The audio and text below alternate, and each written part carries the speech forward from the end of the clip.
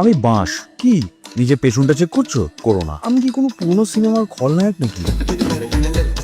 কারোর বস তার সাথে খারাপ করেছে মানে তাকে বাঁশ দেওয়া হলো? আমি এই বাওয়ালের জাতীয় চিহ্নটা কবে থেকে হলাম ভাই? ভাই কপালে বাঁশ আছে, কিছুই তো করিনি। হেলমেট আনতে ভুলে গেছি, পুলিশ দেখলেই বাস দেবে।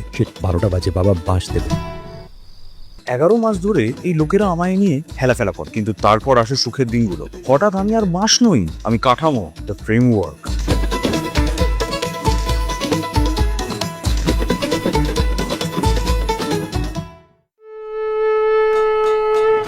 এখন লোকে আমাকে সম্মান করে।